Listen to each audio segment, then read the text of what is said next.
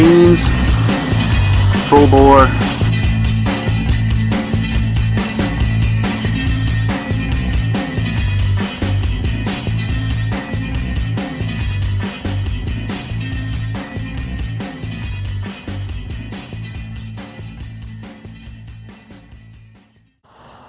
The winter is long and cold and dark and miserable to work on stuff when you have no garage, let alone a flat driveway.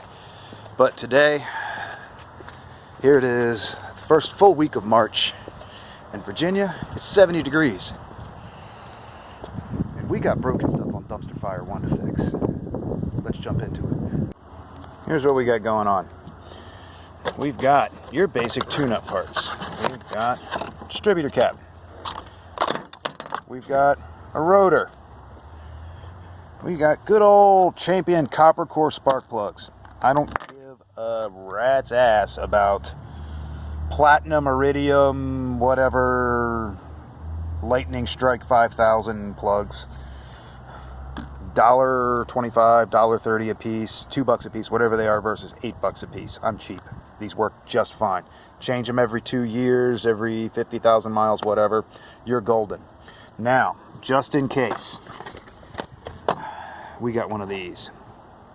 The PC130, that is a crank position sensor. Do not, let me get this open. I don't want to have to do this, just because it's a pain in the butt. So, let's go along for a ride and see where it takes us. Let's go ahead and pop open the horsepower restraint system and see what we find. We're going to do a quick oil check. Yeah, she's got oil. It could use a change, but that's not our goal right now. She's greasy again. Yeah, still running the blow-by device. Quick look down this way and see if we can see anything. See, this is why I don't want to do a crank position sensor, because it's way somewhere down in there. I bet the only way I can get it is from the bottom. Well, I'm sure there's probably some engineering philosophy behind using these little screw bolts to hold on your distributor cap. I would so much prefer just to be like an easy little quick clip. Snap them on, snap them off, kind of like Ford and Chevy stuff, but that's alright. Let's see what we get underneath here. Now, I'm not going to undo all these wires at one time, nor am I going to undo all the screws at one time, because I'm smart like that. Let's see. She's got miles. Yeah, that looks like crap. Good thing I got some parts for this stuff. I bought this thing with 152,000 on it, and you know what I've done as far as tune-up work on this thing? Zippy. Yep, that's right. Let's see if we can't get in here and pop our rotor off. The nice thing about the Jeep is there's just slides on and off. Oh yeah. That's not supposed to look like that. New part. Old part. New part. Old part. As you can see, yeah, now you can see. As you can see, the tip on this, that's the contact that bridges the gap inside the distributor cap. It's very pitted. It's been arcing at some point. The top of the rotor contact, it's definitely worn out. For every time the cam goes around, this goes around. So, yeah, she's due to be replaced. In comparison, let's see, get a little focus happening. There we go. Nice, clean, sharp edge. The spring is up where it should be in the center. Not burnt, not corroded. Let's go ahead and stab this guy in there and see if we get spark. Yep. So, this little tab, she lines up right there, and that guy, see, this is why it's kind of hard to do this and work the camera stuff at the same time. Yep, slides right down on that post there. Next in Automotive 101, don't pull all these off at one time unless you know exactly what your firing order is and you don't, have any doubts about your ability to get them on there. The easy and lazy guy way is to lay your new cap up here, right up in, there, and transfer them one at a time so that you don't get yourself all discombobulated and end up having, backfires and pops and fail to fire once you do crank her up. So I'm going to go ahead and start working on that because I need 2 hands, and we'll come back later. And there we have it, all nice and new and pretty in there. I'm going to do those guys right there, spark plugs.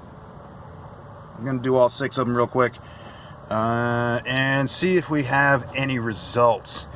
I'm going to guess that we will not have results because that's just the way it goes sometimes. I've been wrenching on my XJ every doggone day. Let's back these guys out, see what we find. Put him to the side. That's trash. Good, bad, indifferent. Oh.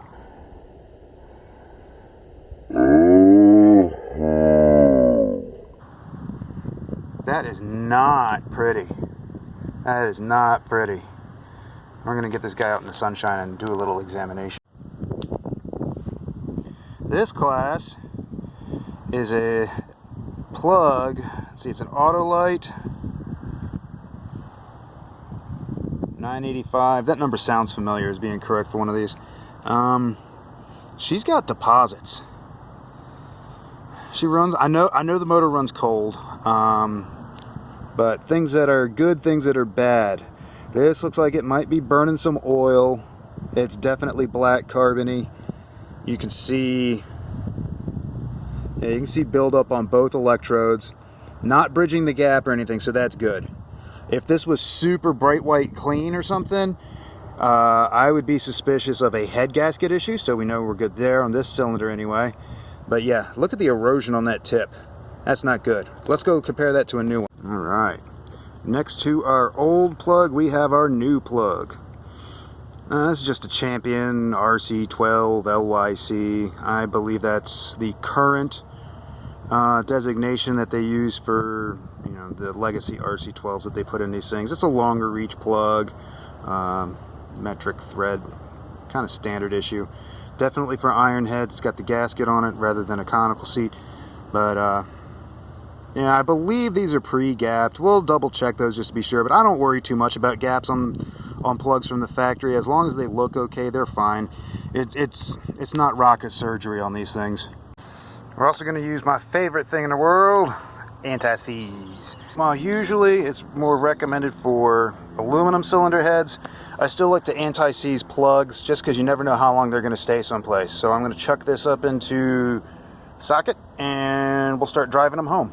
Dave's rules for installing a new spark plug. See, I'm just going to take this and I'm going to run it down in there. I'm not even using a wrench right now.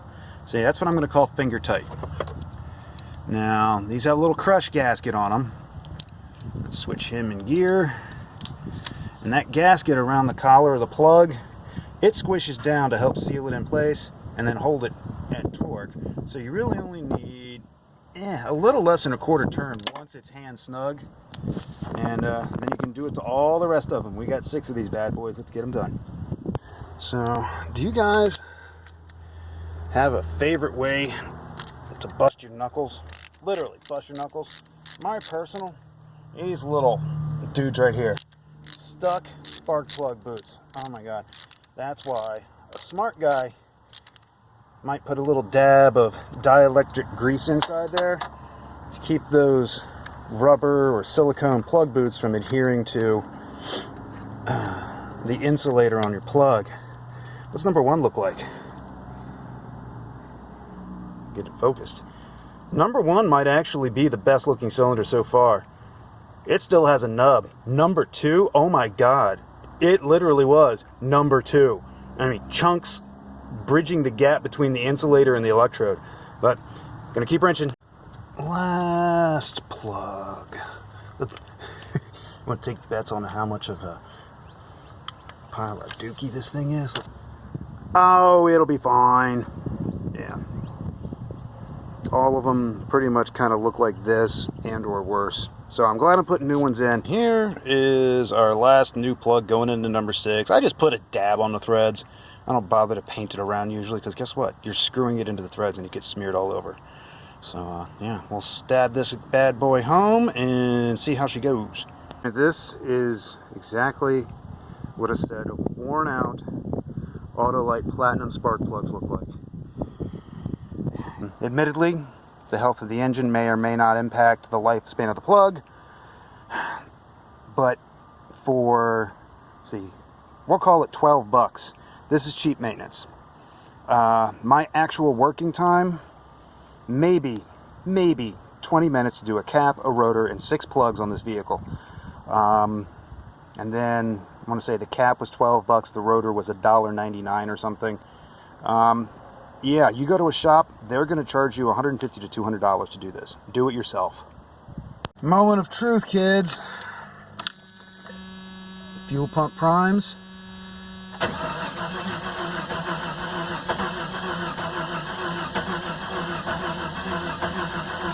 Hear it kicking on that one?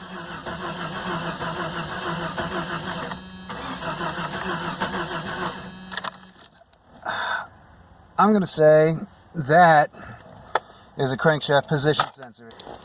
This is a crankshaft position sensor. They are known to fail. Essentially, where this is installed, if you could see straight through back about here, just below where the cigarette lighter is, and go through the floor pan and look at the bell housing on the back of the transmission, this guy's bolted in facing about like this. So that means there's 2 bolts that go forward into the bell housing on the back of the motor. You can use bent wrenches, you can use swivel head, box, ratcheting type things. I believe the bolts are 11 millimeter, so it's kind of an oddball size.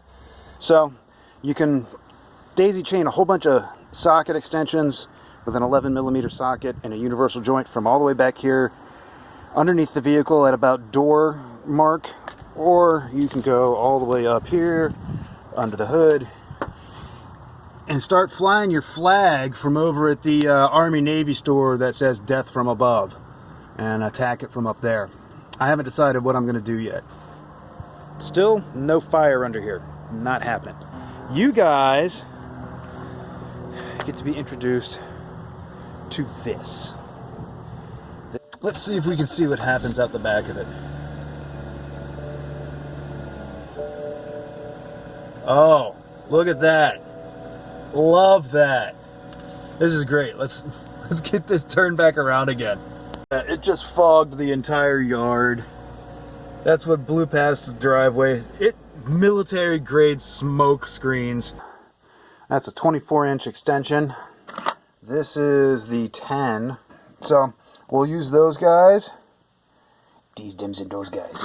Need this bad boy right here. We'll need something in 11 millimeter flavor. Extendo-matic. Give her all the inches. Too bad the tip is bent. Under the driver's side right now. Up in there somewhere. You see where that exhaust manifold comes down?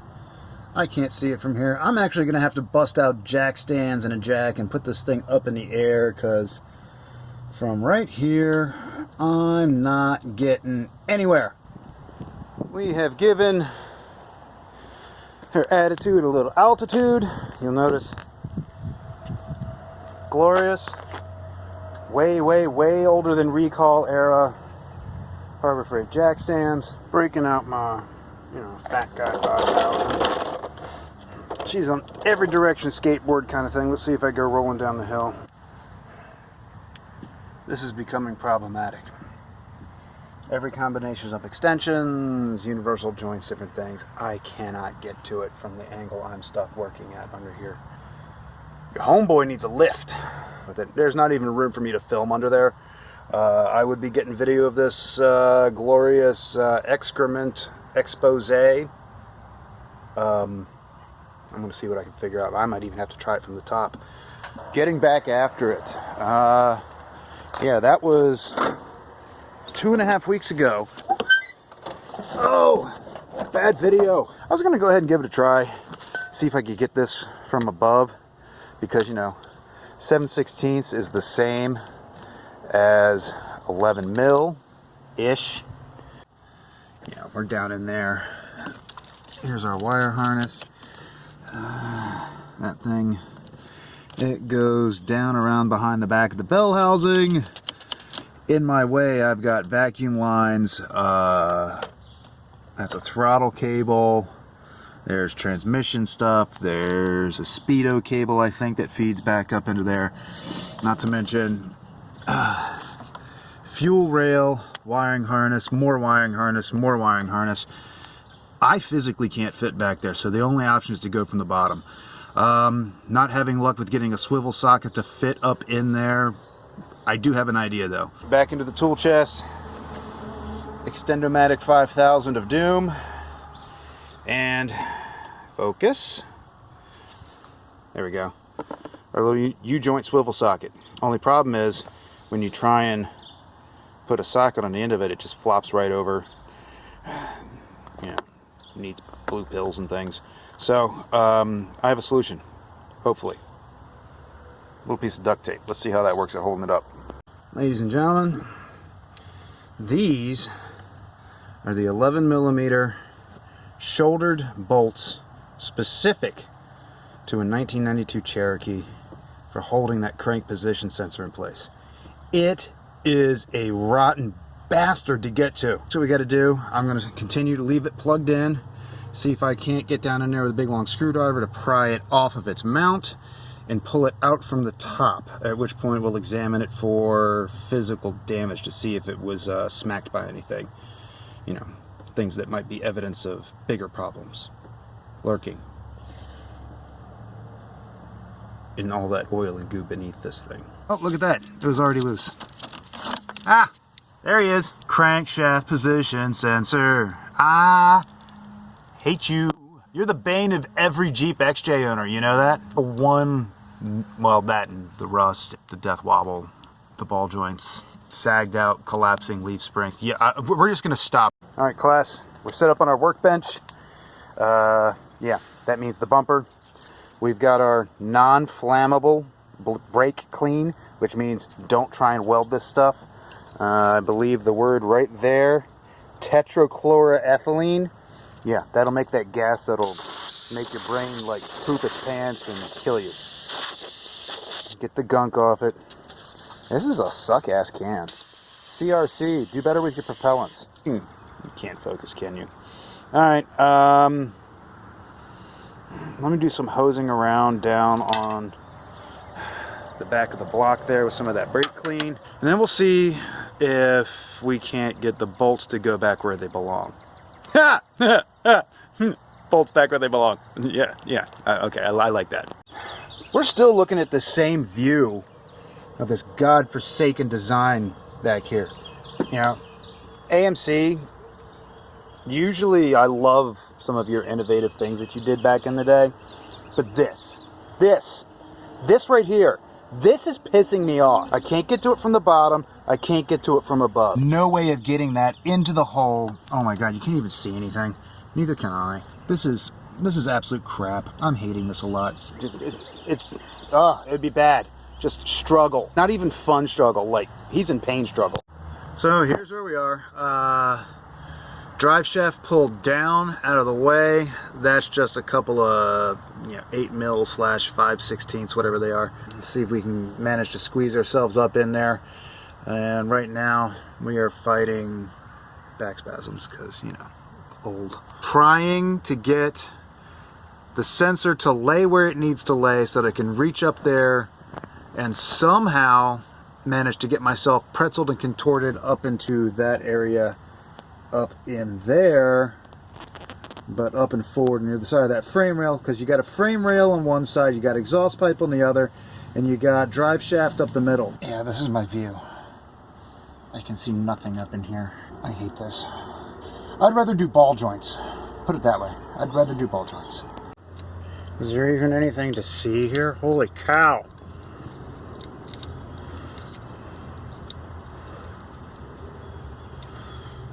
say it again. I hate you, AMC. But I'll probably love you again if I get to drive this thing to work tomorrow. Oh my God. Alright. I've managed to loosely get one bolt lined up with the other bolt in my teeth. So we'll come back. See those little clean bolts?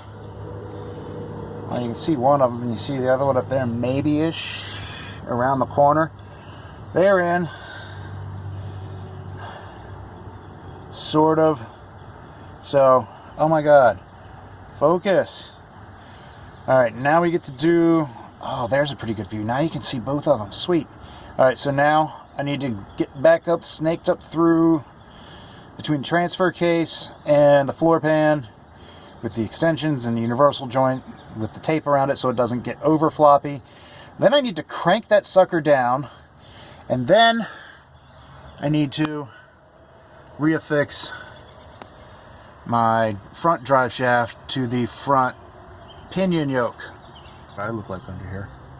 This is stupid. Yes, I've got my hood up because the ground here, it belongs to the Jeep. Drive shaft engaged. Next we go back up top. Make sure that everything's plugged in.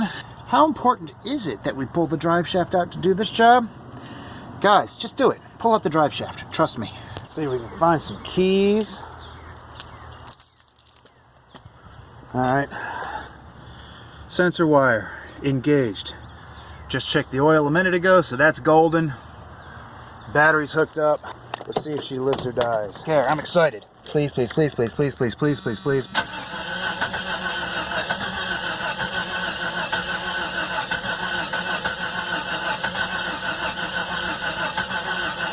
And now we don't have a tack signal. Still don't have a Jeep. Still don't have a Jeep!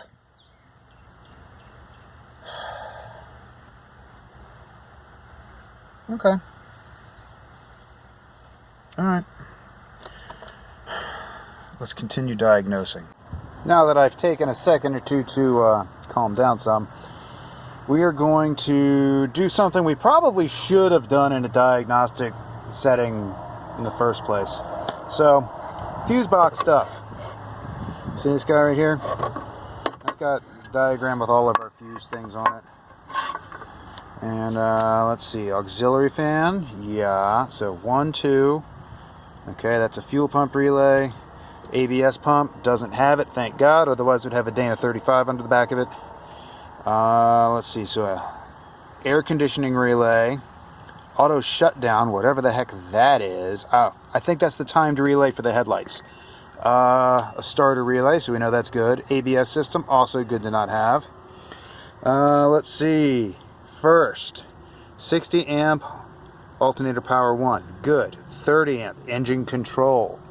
Let's see what we find when we pull him out. Yeah, come on, Maxi Fuse. Maxi Fuse is being as maxi as it should, so that's a good sign. I'm going to go through and check all of these fuses one by one, and then I'm going to report back and let you see what I find, if anything. Well, kids, this is an interesting development. Let's do some counting. Could we have something previous owner related here? There's a 60 amp in the headlights. That should be a 40. Next to that is a 40 for the ignition system. That should be a 60. I haven't pulled this one yet. I kind of feel like Indiana Jones. Previous owner fun. Guess what? Still good. We might be going to town to buy a coil. But in the meantime, that 40 belongs in the headlamp slot. Son of a gun. Alright. This points to a deeper problem of some sort. She's running. To get it started, just to see what would happen, I held the throttle to the floor, cranked, and it sputtered and sputtered and sputtered and sputtered, and then it popped to life, and it revved up and started behaving somewhat normally. Let's see what she does with the load. When she fired off, she smelled like she had been flooded. Alright, drive, behaves. Let me get belted in. Alright, we're belted in. We're in drive. Hey, what do you know? I'm low on washer fluid. It tends to happen that way. Temperature coming around. Oil pressure 40-ish at idle. Okay, we're charging the battery. That's good. Brake is off. Still making rattly noises. I don't know what it is. I can't find it. Let's see what we do. Let's just back her in and out of the driveway here.